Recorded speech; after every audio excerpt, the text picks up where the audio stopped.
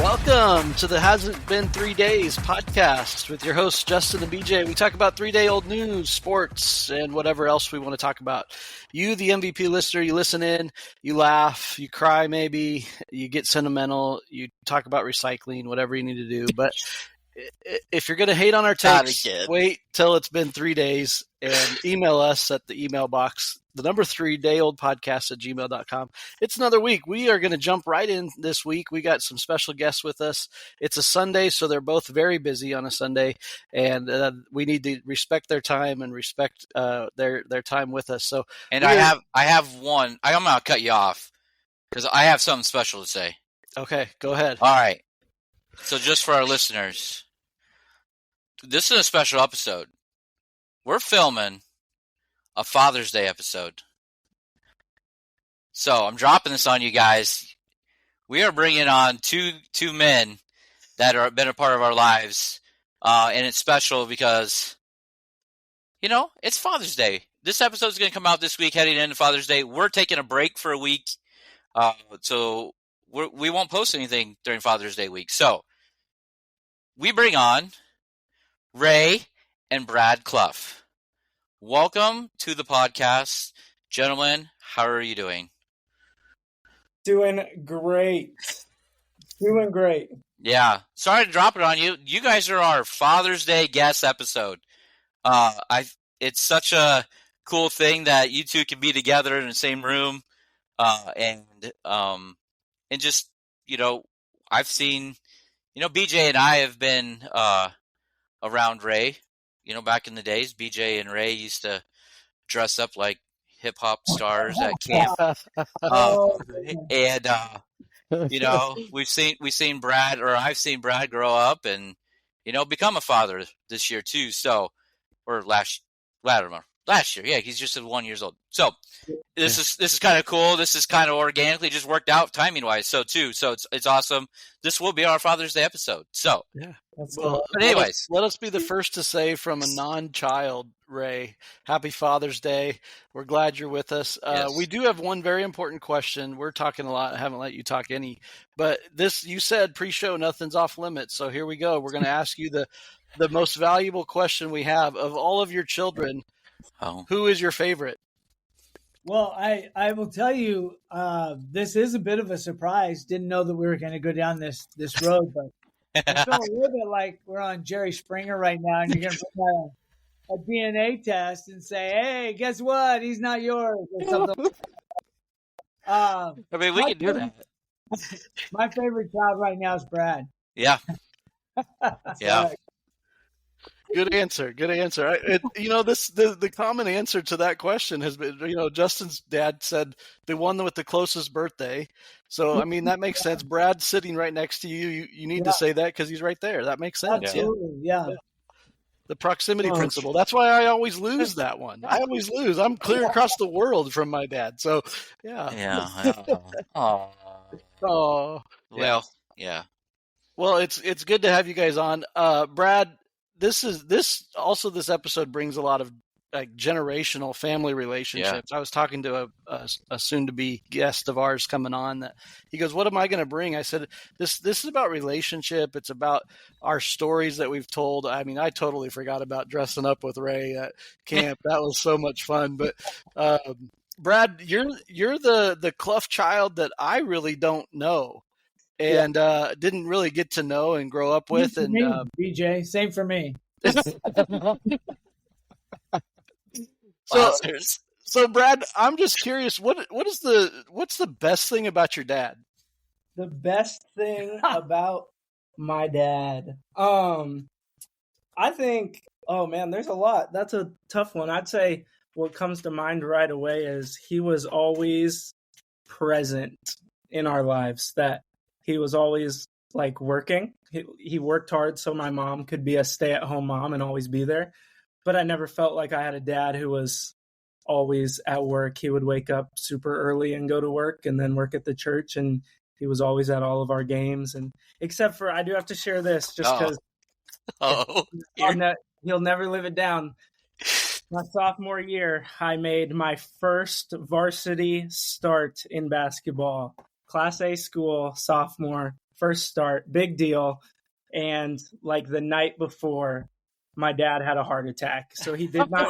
Oh, jeez. Hang on. It's like come to my first varsity start, and it was the best game I ever played. And he was, and he never went to another game again.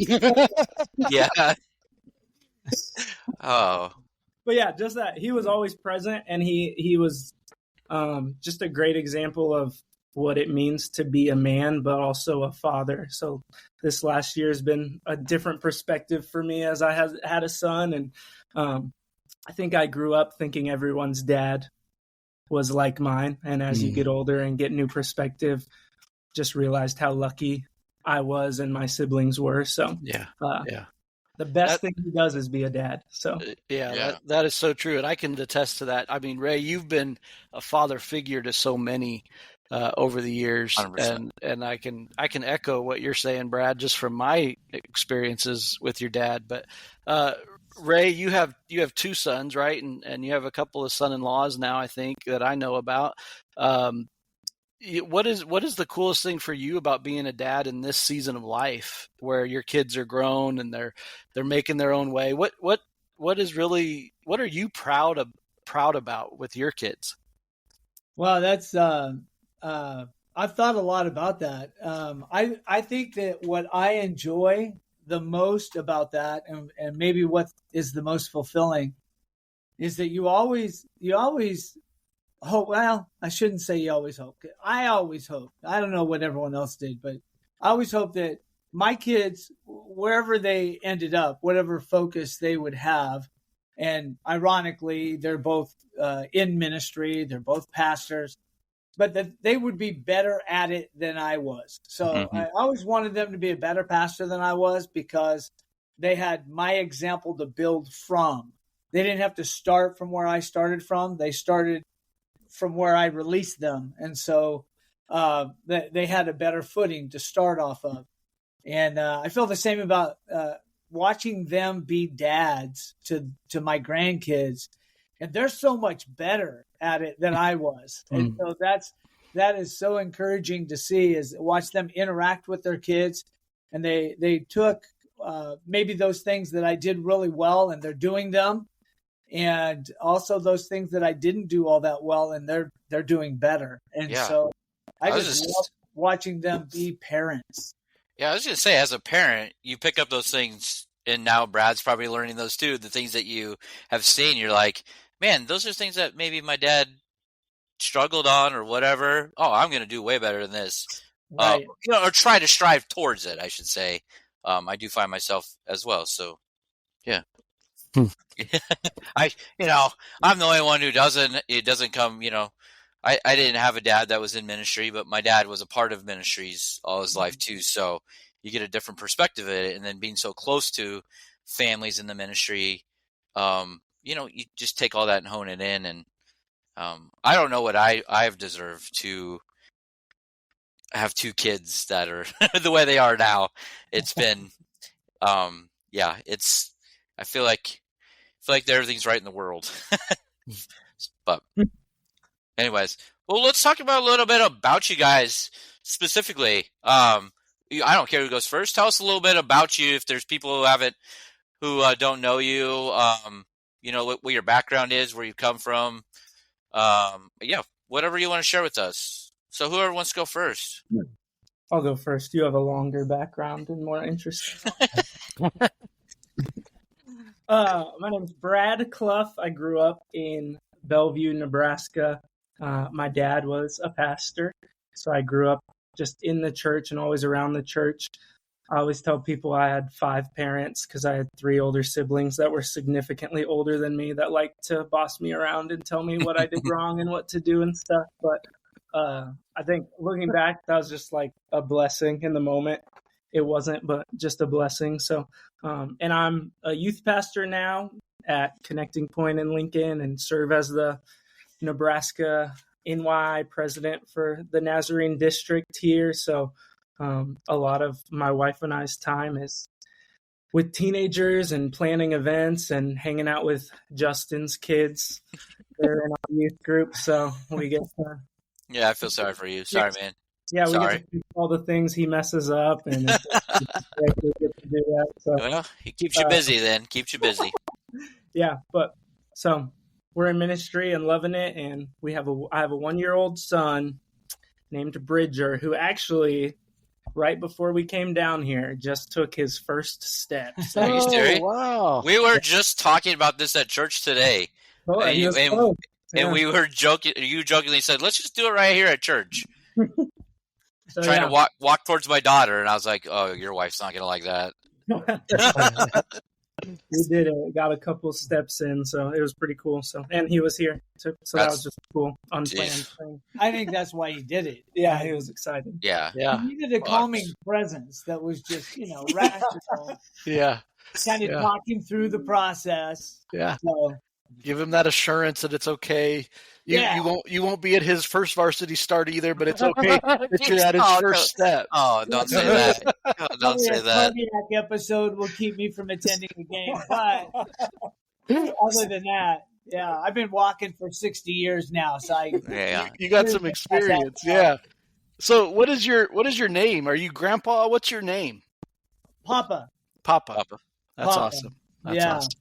I don't know where it came from, but that's what they nailed with Papa. Yeah, so, that's cool. Yeah, you make a good Papa. That's awesome. That's cool. Thank you, Brad, for sharing. Ray, tell us where you're at. Tell us what's going on in your world. Well, so what's going on, or where I came from? All of it. Yeah. All of it. All right. We don't have that kind of time.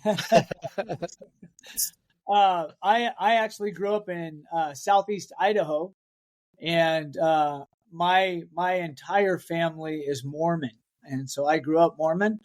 And the first 22 years of my life was adhered to that faith system. And but ironically, when I was 18, 19, 20 years old, I had an amazing fascination with girls, and they really captured my attention. And one specific girl kind of, captured my eye, and she was a born again Christian, and so I thought, that's a small hurdle, but she was a girl, and she was fine. So I went after that, and we ended up getting married. Had to elope to get married because our faith systems were so much different. Our families were not very enthusiastic about our relationship, and so we did elope, and we moved away from the influence of my family, and we moved out to Vermont for a period of time. And it was there that I had some crises of faith. Was going to become a father for the very first time, and that's when I first took seriously the whole concept of who God is and who I am supposed to be, what the Bible teaches us. And so without relying on my past faith or my wife's faith, I just kind of made a deal with God and started reading the Bible on my own early in the morning without anyone knowing. I didn't want anyone influencing this decision. I basically just said, God, if you'll show me in this book where truth lies, I will follow it regardless. If you won't show me and I can't find it in here, I'll just assume this is all a waste of time, and I'll just go do my own thing, whatever that thing might end up being. And it wasn't very long until I came across some pretty significant passages that convinced me at least what I had always believed was not true. And I didn't become a Christian because of that, but I was set free from what was holding me back. So the truth sets you free. When you find the truth, it sets you free. And so then I was more open to when truth was proclaimed in front of me. Then things started to make sense. And it wasn't long after that I realized that I was a sinner and that I needed to confess and that I needed a Savior. And I became a born again Christian. And from there, I knew immediately that I was called to pastor. I didn't know what pastoring was, and so I came home and I told my wife. I said, hey, I think I'm called to be a pastor. And these are her words. I'm not kidding you. She said, no, you're not. Everybody feels that way at first. Yeah. It'll pass. And so I thought, well, she knows more about it than I do. So I said, okay. So I kind of let it go. But I ended up volunteering for every possible thing at the church. I was there all the time. And it finally came to a place where she said, yeah, you probably are. She was raised in a pastor's home and had no desire to be married to a pastor. And so she often would say that she married a Mormon to ensure she wouldn't. But here we are, we pastored for many, many years, had 4 kids, and enjoyed an amazing life together. She was an amazing woman. She passed away at 56, 54, 55, 50, in their 50s. We'll split the difference. Yeah, I don't know. And that was a very difficult trial to go through. Yeah. But because we have the Lord to lean into and lean on during that time, He carried us through. And since that time, I've remarried another wonderful woman because, dude, I'm a catch. And so, yep. So there's that confidence I remember. Yep. You know what? I've never met a Mormon man that was not confident. Yeah. No. Yeah. And I've worked for 2 Mormon families, and I've met a lot of Mormons. I've never met one of them that was not confident. I think it has to do with the mission and having to go knocking on doors and being told no, and you're an idiot all the time. Yeah. Yeah. He's definitely got a little bit of Mormon still in him because he's had multiple wives. So he's had multiple wives.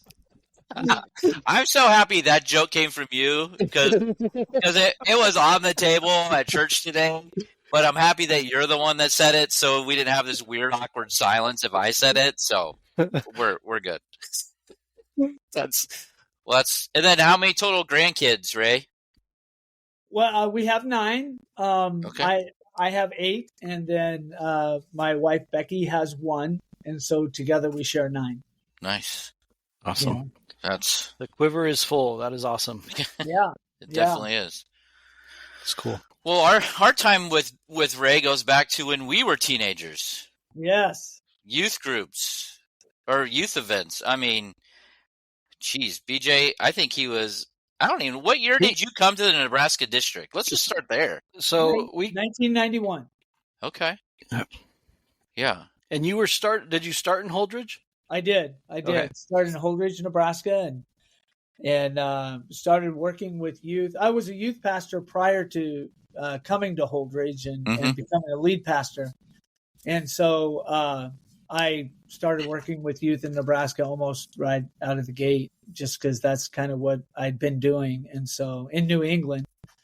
And so, yeah, I know I still, when I talk about you guys, I still call you kids. I still say, because I have a hard time with the concept that you're grown adults married with children, that whole deal. And I feel the same way about telling the story because Becky held Brad when he was a baby at the baby shower. Yeah, so, I feel the same way when I see with Brad. I just want to hold him. Yeah. Yeah, that was a fun little sidebar when Becky remembered a story or remembered that, at a baby shower, that she held Brad when Brad was a baby, and I was like, oh my gosh, the connections here going back. So we got a couple families in our youth group that their moms babysat me or held me as a baby, and they always tell me, it's so weird now bringing my kid and you're the one in charge of them because I just will imagine you as a little kid. Yeah, and you're like, hey, thanks a lot. I became friends with a couple later on in my life that she actually went and visited my parents when I was a baby, and she's about 10 years older than I am, but they joked with her that she changed my diaper. No, and she attests that she never did, but it was kind of that awkward relationship after that. It's like, you held me as a baby, and now we're hanging out, And you've seen me naked.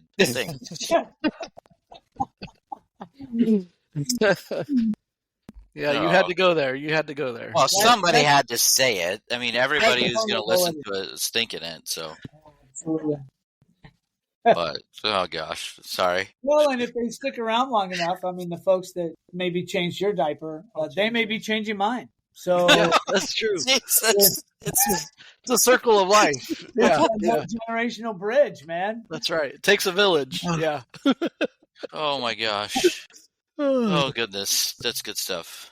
But yeah, man, youth camps or camps were just something of the past of being around Ray late night and doing all these fun things. I don't think you ever said no to anything, to be a part of anything, to be a part of letting the teenagers have fun. And at some point you're just like, I just want to go to bed.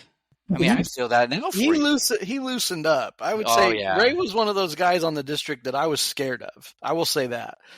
But at the same time, I think it was one of those places where once we dressed up and rapped together, that's a little different. It did change things for the better. But yeah, I was always, maybe it was just that reverence of this is Ray Cluff. You don't mess with Ray Cluff.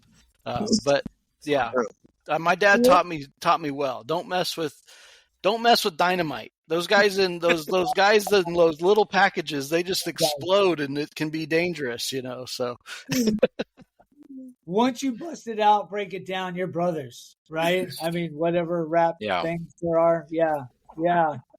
We're gonna maybe we'll have to find that photo and maybe that'll be our post for social media. Oh man. It's Becky informed me it's in her scrapbook somewhere.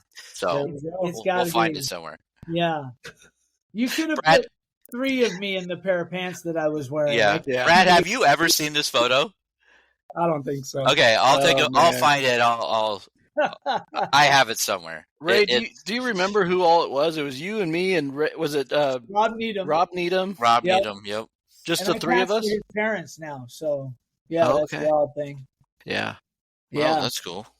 That's cool. That's I didn't know that. It seemed like the big kid. I mean, he wasn't that big. I'm that small. But, I think he was from North Platte or something like that. So I can't remember. It wasn't Jeremy, was it? Disco Stew. Disco Stew. Do you remember Disco Stew, Ray? No. Oh no! Oh gosh. He always was because he was the same. Yeah, Disco Stew was the one that always. He's the one that wore all the basketball jerseys. Right? Yeah. So I think his first name was actually Jeremy, if I remember correctly. I think you're right. Yeah. So Ray, you spent how many years in Holdridge before you moved to Omaha? 10 years. 10 years. Okay. And you've been in Omaha since when? Since 2001. 2001. Okay. Good year. That's awesome. 24 years. Yep. Yeah. Congratulations. That's incredible. When we went there to talk to him about the possibility of moving, I said, "Do not call me here to release me 3 years from now. I'm staying. I'll be here after most of you are gone." So it's proving to be true. They're all gone. They're all gone. He's still here. They've all gone. That's cool. That's cool. And then, well, go ahead, BJ. I was just going to say, I know Brad was quite the athlete in high school. What's the age difference, Brad, between you and Brittany's the next in line, right, to you? Yeah, 6 years. 6 years, okay. Yeah. So, Brandon, so it's Brooke, Brandon, Brittany, and then you, Brad, right? Did I get that right? Okay, I still remember. I'm getting old too, Ray, even though you think I'm a kid. But no, Brandon kind of came up in my brother's era of youth group, and I mean that basketball rivalry on the district that we had with the Omaha teams. It was more Omaha Central and those guys, but you guys kind of fed right into that. Your brother did, and I mean we'd go back and forth, and those were some heated ball games there at main event and regionals and all this stuff. It got intense. Yeah, it did. Being a small church, Holdridge at the time. I mean, we didn't have a big enough youth group for that. So we would always be with like Hastings. And so it was Hastings and Lincoln and Central. Yeah. Oh, yeah. We know, Ray. It was for real. We know. Yeah. We were the instigators. Yeah. We know that we weren't well liked. It's okay. In a loving way. We had names for all you big city folks. You Yeah. know, the Lincoln, Omaha folks. What were they? I can't say them on here. Oh yeah, that's one of the things that he's holding on to. Gave us rules before we started. I don't want to start putting. Gave you rules. No rules, man. That's good. But oh geez, I don't know what I was gonna ask. I had something, and then BJ, do you have anything else that you have in your checklist? I'm just curious too, from your perspective, Brad, growing up, and I know you come from the parsonage, you come from a pastor's family. Tell us a little bit about your call to ministry. And I'm going to ask a personal question here, kind of as a follow-up or a secondary question, but have you ever wrestled with the thought process or dealing with the fact that you are carrying on in your father's business, if you will? Not necessarily Jesus, as Jesus said to God, but there's a wrestle there. And I just wonder how you've dealt with that. I know I dealt with that personally, but tell us a little bit about how you came to your call to ministry and how your dad supported that, how you've learned from him and grown in that. Yeah. I think I first felt a call to ministry right around my freshman year of high school. Just kind of an initial, I feel like God placed it in my heart, and obviously loved the local church and have a heart for the church and seeing people come to know Jesus. But kind of ignored it, addressed it initially, talked about it with my youth pastor and some people at the time. But then just kind of let it sit and settle. And when I went to college, I went as a business administration major, and really steps that God was leading me to a certain point. I was committed to play basketball at a school in the Omaha area, and was super excited about that. Was going to get to stay close to home. And all three of my older siblings went to Mid-America Nazarene, and we had some strong family ties there. And I did not want to go there. Just not a fan of the place and didn't want to be there. And so I wasn't going to go there. And a couple weeks before college was going to start, it was just evident God was calling me there. And it ticked me off. Talked to some mentors, talked to my parents about it, and they were real supportive. There was some sadness in it because I was staying close to home and going to keep playing basketball, and they were going to get to come and watch. And but went to MNU as a business administration major. God worked out some kind of miracles that I could be there. And after my first semester, just felt kind of that tug on my heart again, and really had a night where I was at my brother's house and just had an encounter with God, where I just couldn't sleep and was up all night, and just kept hearing over and over that there are lost people, and what are you doing about it? And just felt challenged that God kind of had placed me here for a purpose, and I was running from it. So changed my major the very next day, and became a youth and family ministry major, and just felt called to youth ministry at the time. I still feel called to youth ministry, but so finished school. And then when we got out of school, we had a couple different job offers, and some of them, I always try to tell this story carefully because I love our church, and sometimes I make it sound like a dump we went to, but had some offers at what the world would tell you was a great opportunity, just bigger numbers, better facilities, more money, finances, all that stuff, really higher status. But prayed some pretty specific prayers, and God answered them very specifically, that we were meant to go to Lincoln, Nebraska. And we came here, and there's been seasons of really hard, but God's kind of blessed us through the hard and difficult. And right now it feels like we're just living in the overflow of God's goodness, and we've got to experience some just crazy miracles and see lives changed. And because of lives that were changed, we've seen families that have been totally changed and set free from some stuff. And I tell people all this all the time, but I would put our youth group and our group of teenagers up against any group of teenagers in the world. I think they are the most solid, good group of kids, even though we have 2 Rabels in the youth group. I was just gonna say, you being freshly new and Bree coming to the youth group is one of the stories that you always joke with Bree all the time. Yeah. You didn't even want to be in my youth group, and now all you want to do is have youth groups. And in so many ways, I mean, she was a 6th grader just trying to transition, but transition into coming into the youth group. And man, she was a hardhead about coming, and that was hard for a while. And now you can't get her. She's like, Brad's like, I want a week off, and she's like, nope, we're doing it. We're doing it. Yeah. And that's the piece is like, man, God's blessed, like me and Becky, like it feels so good to have, it feels like something, all the things that we've gone through could really push kids away. And I think having her and my son being strong, helps us get through a lot of things too. So we put a lot of burden on them, unfortunately. No, your kids are rock stars. The second half of that question, the father's business, I don't really think about that all that much.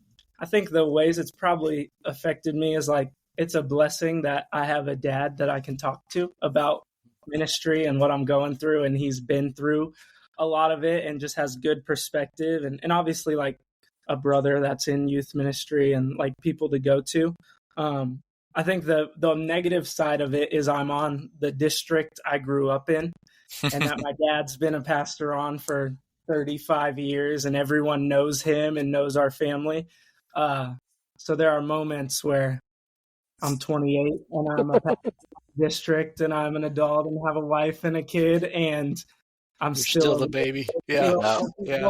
Okay. I was like, where are you going with this? Because that is a blessing beyond blessing, and I get it. Okay, I got what you're saying. So there are moments I'm still seen as a little kid, but I love our church and our district and people, and I would take it over everything else. So that's good. But Justin, I do want to share this real quick about Brielle because this is so good. When she moved up into youth group, we were begging her to come. I mean, we would see her every Sunday and beg her, and she was just like, no way, no way. And now she is like our most solid kid and just a rock star. And I was canceling youth group on Memorial Day because I was tired. We always cancel. I wanted the day off.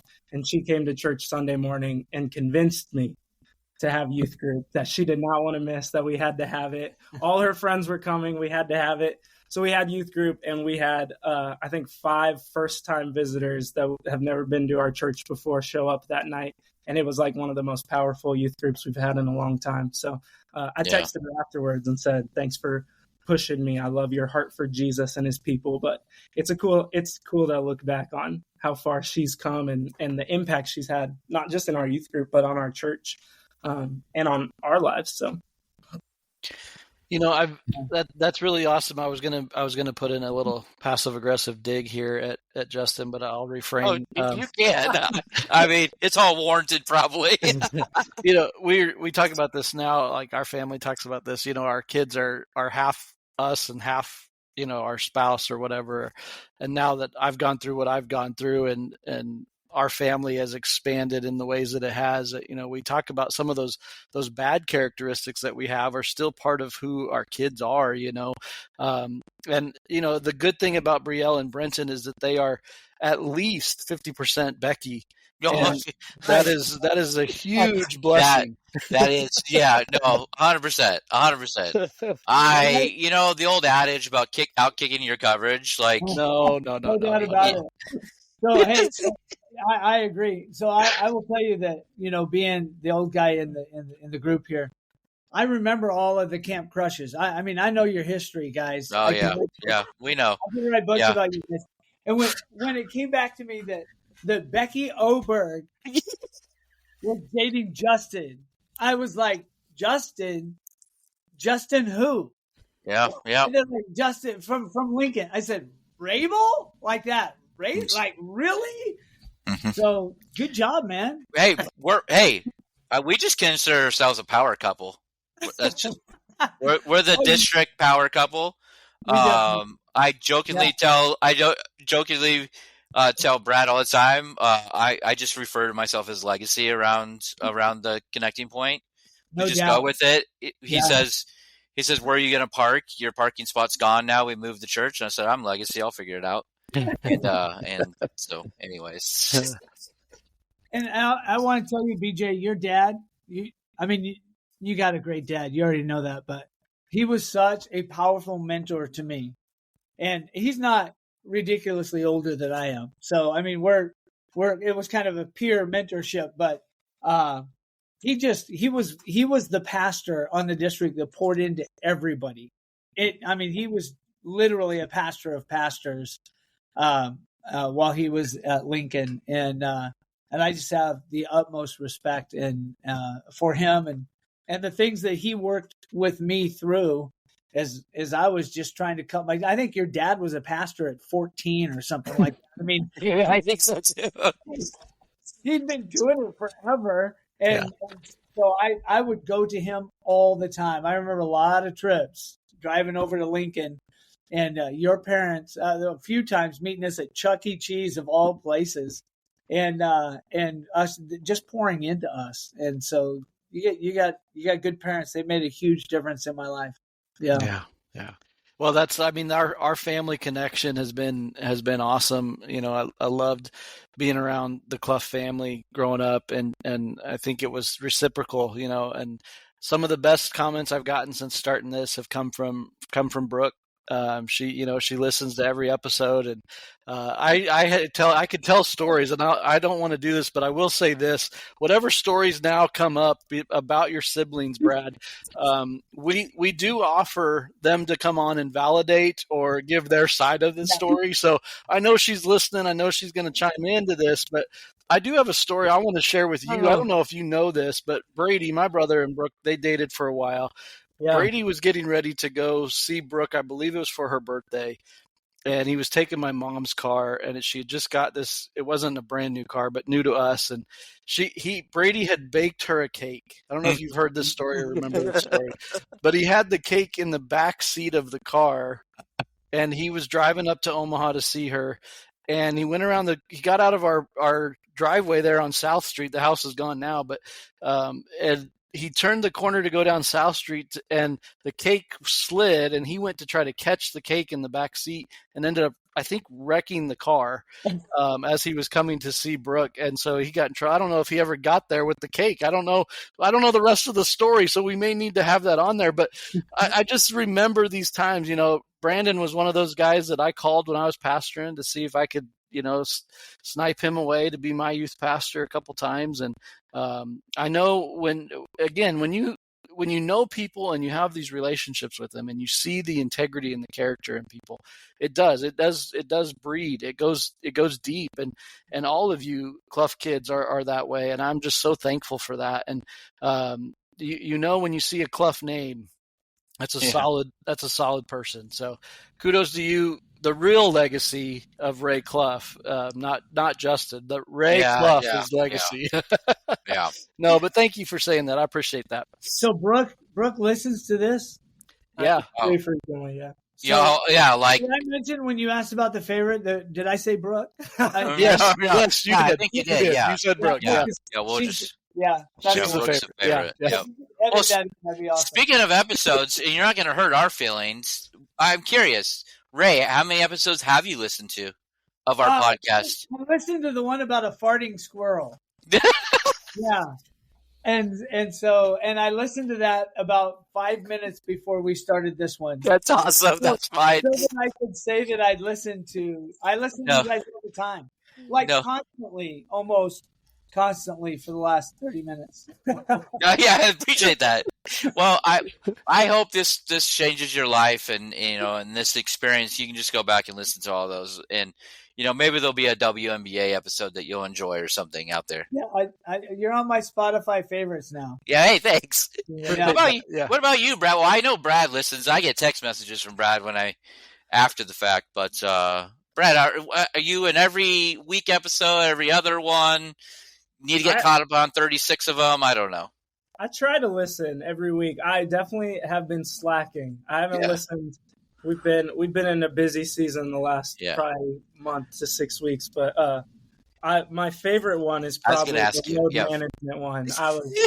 I was screaming at my phone like, load management. If I remember correctly, you were on vacation in Arizona. Yes, yeah.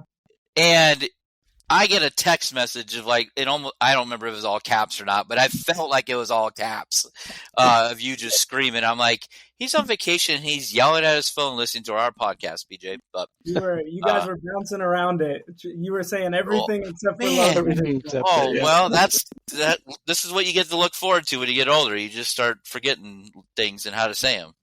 So, goodness. So I went out to listen to you guys, and when I pulled it up, I mean, your title's hasn't been 3 days, right? Hasn't it been 3 days? Question mark. Hasn't it been 3 days? Yeah. And I was like, I don't know.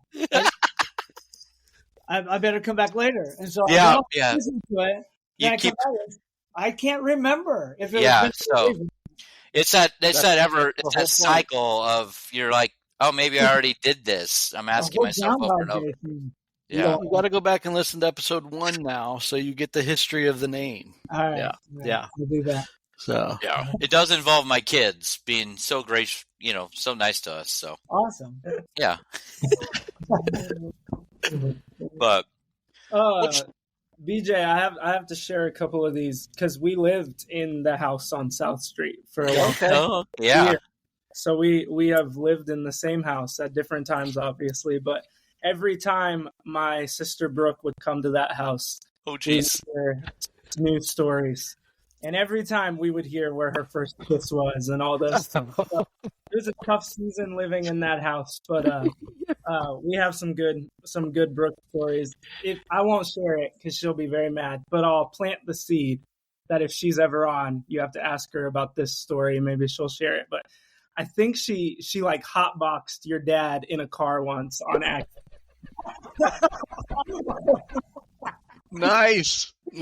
Way to go, Brooke. Oh my gosh. About that one if she comes on. So that's why all Rod's hair fell out. Yeah. Yeah, we won't be asking the first kiss question. We're going to be asking the hotbox question. That's what's going down. That's for sure. Oh my god. That is for sure. That's awesome.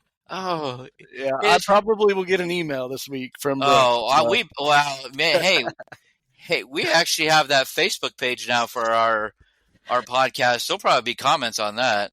There you go. She probably has blocked us. To be honest with you, no, it's joking. But well, gentlemen, you think the time frame here? I think you guys are pushing time here, and we want to be respectful of your time, so we appreciate your coming on, and we're happy that I told Carly this, Brad, this morning that I was gonna present this as a Father's Day episode, and she's like, "Oh, this is gonna be awesome," and I did the same thing to BJ, and BJ and I were like, "Oh yeah, this is what we're gonna do." So I'm happy this worked out, and happy to kind of throw this at you, but I think it's a perfect way to go into our break and come into Father's Day weekend and the relationships that you guys have and obviously the connections that we all have about our being fathers. So, yeah, I don't know what else to go. BJ, I'll just keep on talking, man. You just better cut me off. So, there's times when I've heard Becky comment on the ending of our podcasts, and she'll say something afterwards. She's like, "Justin, when are you going to land the plane? You just can't figure it out." But I don't want to talk over anybody, so I want to be respectful of his time. But shoot me down from the air, please. Yeah, it's like it's how it is when you're preaching and you go listen to somebody after you've preached for. I mean, I preached for 12 years, and then you go listen to somebody preach, and you're just like, okay, how are they going to land this thing, and it's just either you crash and you burn, or you crash and you go to heaven, or maybe it's smooth and it's our podcast endings, it's like, man, is this ever going to end? And sometimes we just don't know. But yeah, no, I think it's good. I appreciate you guys coming on, father-son duo. Appreciate that. Usually it's the the youngest, the baby, that's the favorite, and that's the way it is in our family. Brady's the favorite. I know that he's the better looking one. He's the better basketball player, the better golfer. He's got it all figured out. I know with Justin, it's the baby as well. So we're glad to have the baby son duo on, and it's been great. So son duo, the baby on the district, the baby of the family. It is Brad the baby Cluff. That's what we're gonna call it. Oh, jeez. Oh my gosh. All right. Well, I guess I'll just let the teenagers all know that, so Brad will that way they'll have something to pick them on with. So I think we're gonna try and surprise them tonight with Bridger walking, and we're gonna make it real dramatic and have Carly come up and say we have a big announcement. It's tough to share with you guys, but oh my gosh, our family is moving. We are moving. You can't do that, dude. It is promotion Sunday night for your youth group. I don't think you can do that. We're moving. I mean, go right ahead. This episode won't be out by then yet, so they won't hear it. So you'll be good. Then if he just sits down and refuses to walk, then you're gonna have to think of something. So yeah, you might want to wait on that one. That joke later. Oh goodness. Well, before you guys go, is there anything on your chest, your heart, your mind that you just want to say before on this global platform that we have of this podcast? So, hey, 8 countries, man. Yeah, I would like to reach out to the ones of people that are listening right now and just mention that since this is Father's Day episode, right? That maybe share a little bit of wisdom from someone that's been around, and that is that, man, you love God with all your heart, mind, soul, and strength, and that's harder to do than it is to say. But when you do that, and if you're blessed enough to have a wife, love her, man, love her deeply and passionately, and partner with her in everything that you're doing. And don't fail there. If you fail at that level, I find if you fail at the loving God level, everything else kind of falls away. If you fail at the loving your wife level, everything kind of falls away. And then my whole heart was that I was not going to fail. I did not want to fail at loving my kids and being a good dad. And so I put a lot of energy into that, a lot of intention into that. I failed in a lot of things in life, but I didn't fail at those 3. And I think because of those 3, those other failures don't matter that much, and they just don't add up. I wanted to be a good pastor. I wanted to be a good churchman. I just wanted to be a good husband and a good dad, so much more. And what I found as I look back, that the best ministry that I gave to my churches was to be a great husband and a great dad. And they learned more by watching me, witnessing that, than any message that I preached or Bible study that I led. And all those things have a place, and they took place. But probably the greatest thing, if I look back on my life, the greatest thing is I can say I love my God, I love my wife, and I love my kids. And everything else just kind of falls into place after that. I was fond of YouTube. Oh, hey, thanks. We're way down that list, but we appreciate it. We're good. We're good with that. We'll say at least we're on the list. Yeah, you're on. Yeah. Thank you. Well, Brad, anything for you, man? I mean, how do you top that? It's not going to get better than that. So. You're like ditto. That advice. Yeah, I mean, yeah, it's good stuff, Ray. Thanks for preaching to us. Hey, thanks for letting me come on your podcast, man. This is cool. This is probably his first podcast he's ever done or listened to. So it's a big moment. Well, we're moving up that list pretty quick. We feel very, very blessed by that endorsement. Well, I don't know. I'm going to count it as an endorsement. Yeah. Thank you for that. I appreciate that. Thank you guys for being on. Thank you for being who you are. Keep being the great Cluff men that you are. It is a pleasure to know you and a pleasure to be able to watch you guys from a distance. So keep on keeping on. We appreciate it. Thanks, guys. God bless. Thanks. Happy Father's Day. Yes, happy Father's Day indeed. We are so thankful to have Ray and Brad on with us, two great dads, two great men, two great friends, and what a blessing it was to have them on with us. As we close up this episode, Justin, I want to give us an opportunity just to have a shout out to our dads and those men in our lives that have been father figures. So tell us what Father's Day means to you, Justin, and maybe give us a little bit shout out to your dad. Well, yeah, first off, shout out to Tim Rabel, Dad. Everything that I've learned to be a father and how I've handled my kids' situations, good, bad, ugly, even situations, I didn't know what to do about.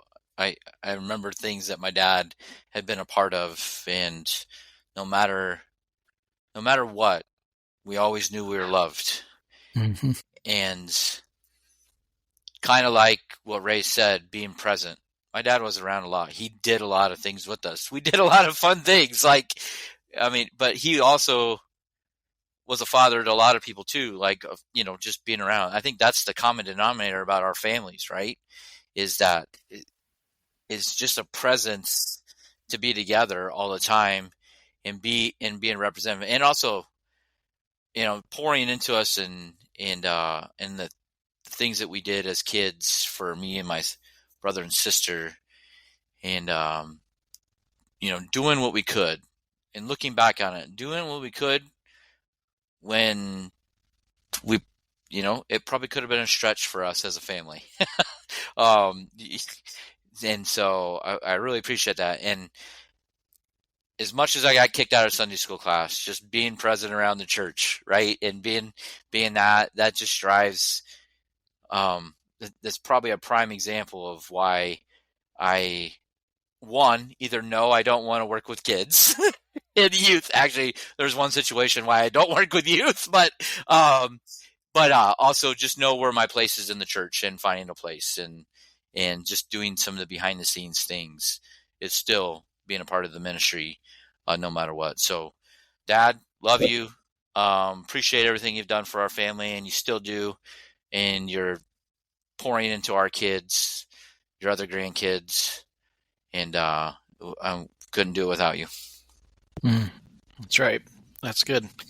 Thank you for that. Yeah, happy Father's Day, Tim. What an incredible blessing you are. There's people in our life. I have a great dad, as Ray mentioned. My dad's he's also a father figure to so many that aren't just his kids, and I'm thankful for that. I'm gonna save him for a minute. I want to mention another father figure that's been that. Brad talked about the one time that Ray couldn't make it to his first. I'm going to tell a couple quick stories here real quick. One of the things that my dad, being a pastor, we were not allowed to play on Sunday. It just wasn't allowed. So if we had games, we couldn't go, and coaches knew that. It was just a thing we did. It wasn't until I was in middle school that kind of relented a little bit. And so if there was an afternoon game or an evening game on a Sunday, I could skip church for that if that was arranged prior to. But my dad made it a very real point to me to show me as my dad how important it was that we didn't miss things that mattered more. Meaning, we're not going to miss for a baseball game. We're not going to miss church for that. Church is more important. Our faith is more important. So I had one game where I was slated to pitch. I was a starting pitcher, and my dad, it was an afternoon game on a Sunday, and he let me play. But he told me, he goes, I'm not going to be there. And he didn't go. It wasn't against me. He was just showing me, about that. And there's different reasons. People don't get all up in arms. I'm so thankful for that. The guy that did come that day was a man by the name of Phil Gonzalez, and he was my youth leader. And when I was growing up, and we're actually going to have him on the podcast here in a few weeks as well. But I want to just say happy Father's Day to Phil. Thank you for being a mentor and a friend and a father figure to me in so many different ways. I want to say happy Father's Day to my wife's dad, Steve. Happy Father's Day to you. Thank you for making a beautiful daughter and raising her right. And then I had an opportunity today. It's a Sunday that we're recording this. And I skipped church today to go watched my son's first varsity tournament for basketball. And I'm watching his game today and watching him play. I'm so proud of my kids, all of my kids, and watching Elliot grow into the young man he's become, and watching him grow and mature on the basketball court as well. He's facing a season where a kid has come back, and it's going to be a hard thing for him to get minutes this year because of just that, even though he didn't play last year. And that's frustrating when you watch your kids go through and handle disappointment. And I was frustrated today because the way the coach was doing things, he wasn't, it's my son, but also it just wasn't in a way that would win the game, and I get frustrated. And so I went up to my son afterwards, and I grabbed him by the shoulders, and I just looked him in the eye, and I said, buddy, you be a better teammate than I am a dad, and you keep cheering on your kid, your team. You keep leading this team from whatever role that you are given, and you will not be disappointed in that. Keep being the example. Keep playing hard. Keep being you. And he looked at me and he said, Dad, you're a great dad. I said, well, that's not the point of this. The point is for you to keep doing what you're doing. And I just want to tell those two stories because, one, my dad taught me how to be a great dad because of just like what Brad was saying. My dad was present as often as he could. He worked hard.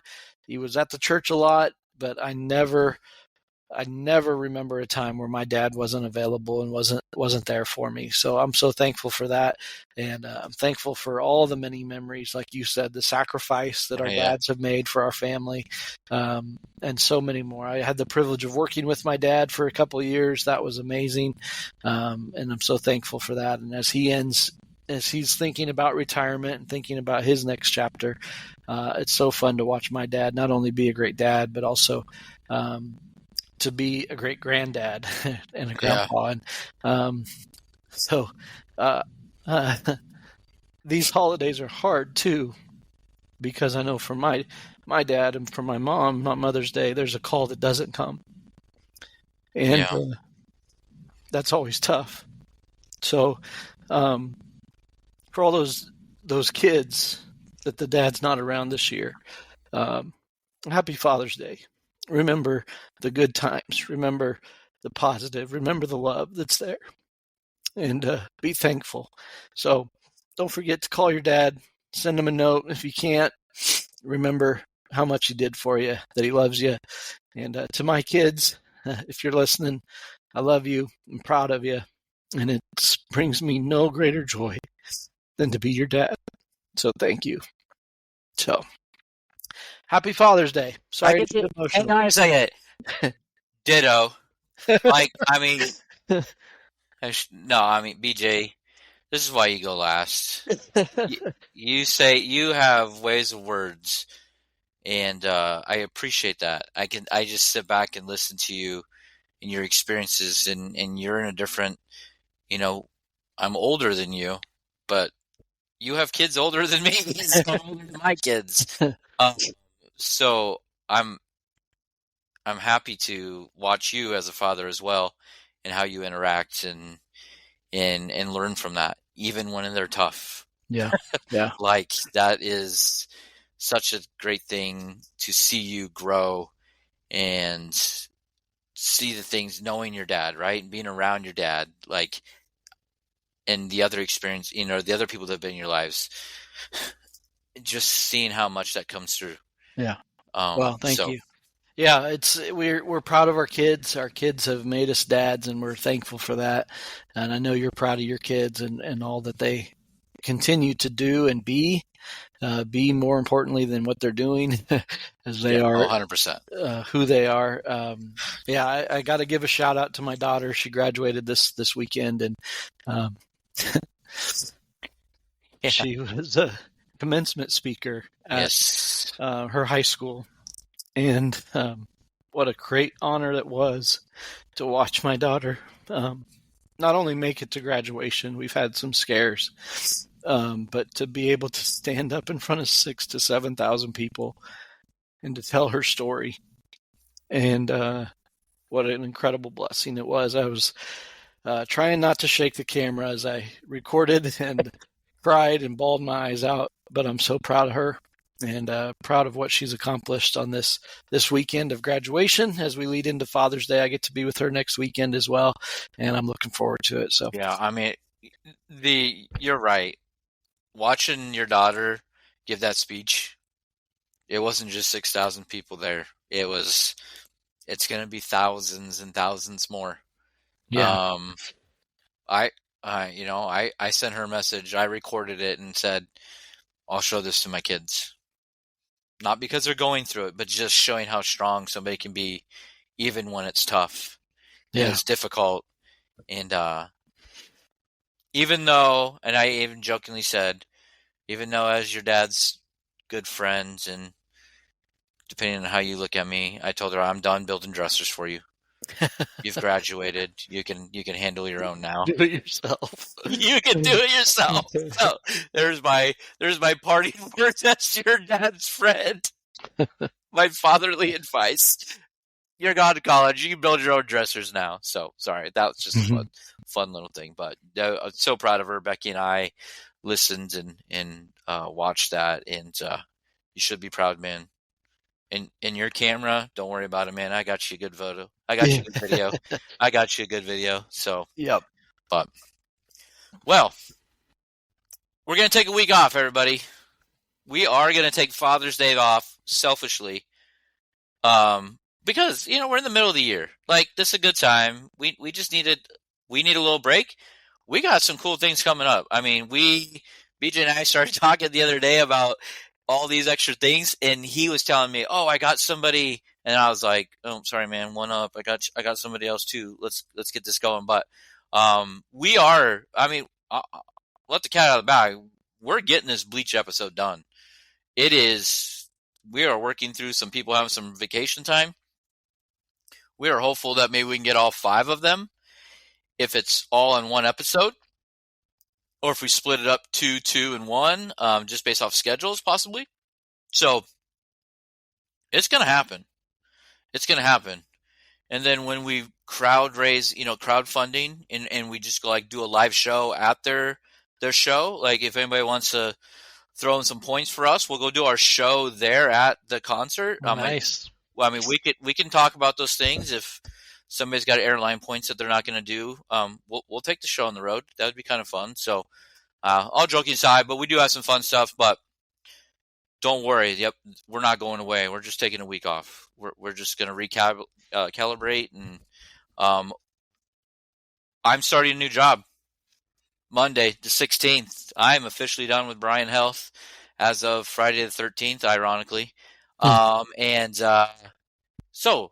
Like I said, selfishly, it's just a good start because BJ's got new things going on with his job. I'm starting a new job. And we need to focus a little bit on our own stuff first, and then we'll come back. We'll come back strong.